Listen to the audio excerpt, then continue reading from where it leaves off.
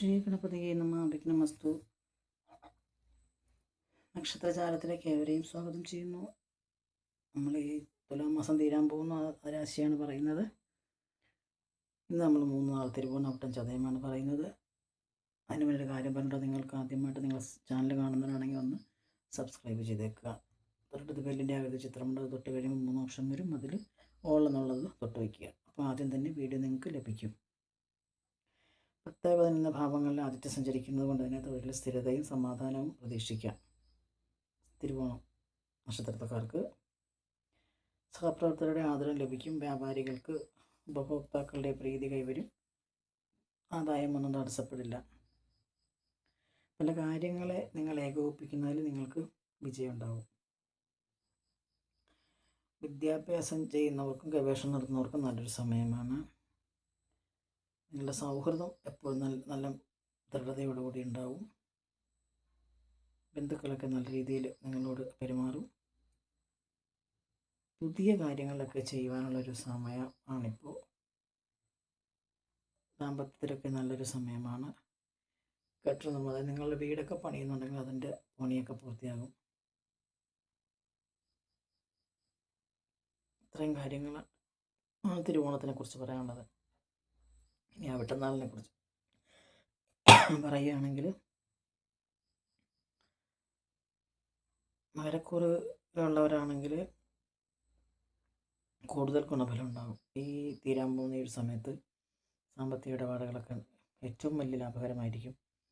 പുതിയ കാര്യങ്ങളൊക്കെ തുടങ്ങാൻ സാധിക്കും. രോഗത്തിലിരിക്കുന്നവർക്ക് ആശ്വാസം ഉണ്ടാകും. ഉയർന്ന ഉദ്യോഗസ്ഥരുടെ, അതായത് ഉന്നതരുടെ പ്രോത്സാഹനം നിങ്ങൾക്കൊരു കരുത്തായിട്ട് മാറും. ശുപാർശകളൊക്കെ ചെയ്യുന്നുണ്ടെങ്കിൽ അത് ഫലം ഉണ്ടാകും. ഇപ്പോൾ ചെയ്തുകൊണ്ടിരിക്കുന്ന ജോലിയിൽ പദവി ഉയരാനിടയുണ്ട്. ശമ്പള വർധനവിനും നല്ലൊരു സമയമാണ്. പാർട്ട്ണർഷിപ്പിലൂടെ വിപണിയിൽ നിങ്ങൾക്കൊരു സ്ഥാനം പിടിച്ചെടുക്കാൻ സാധിക്കും.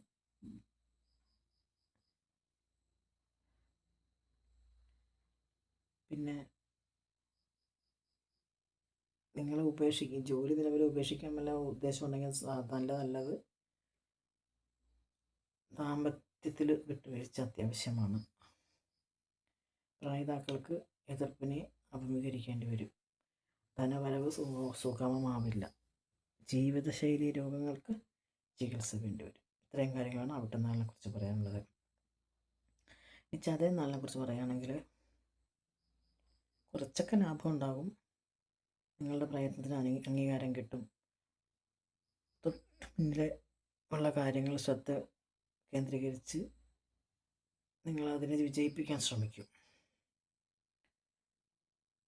വലിയ സ്വപ്നങ്ങളൊക്കെ സാക്ഷാത്കരിക്കാൻ ശ്രമിച്ചാൽ അത് തടസ്സങ്ങളായിട്ട് മാറും. അത് നിങ്ങൾക്ക് മനസ്സിനെ വിഷമിപ്പിക്കും. രോഗത്തിരിക്കുന്ന ആൾക്കാർക്ക് പുതിയ ചികിത്സയൊക്കെ ആവശ്യമായിട്ട് വരും. വിദ്യാർത്ഥികളുടെ കഴിവുകൾ പുറത്തു കൊണ്ടുവരാൻ നല്ലൊരു സമയമാണ്. അതിന് മുതിർന്നവർ കൂടുതലായി ശ്രദ്ധിക്കുകയും വേണം. ഭൂമി വിൽക്കാനുള്ള തീരുമാനത്തിൽ കുടുംബത്തിൽ നിന്ന് പിന്തുണ കിട്ടില്ല. നിങ്ങളുടെ ബിസിനസ് ആവശ്യങ്ങൾക്ക് യാത്ര ചെയ്യുന്നത് പ്രയോജനം ചെയ്യും. വിദേശത്തുള്ള ആൾക്കാർക്ക് പുതിയ അവസരങ്ങളൊക്കെ കിട്ടാൻ സാധ്യതയുണ്ട്. ആഡംബര വസ്തുക്കൾ സമ്മാനങ്ങളായിട്ട് ലഭിക്കും. ഇതൊക്കെയാണ് ഇന്ന് ഈ വീഡിയോയിൽ പറയാനുള്ളത്. എല്ലാവർക്കും മറ്റൊരു വീഡിയോയുമായി കാണുന്നവരെ നന്ദി, നമസ്കാരം.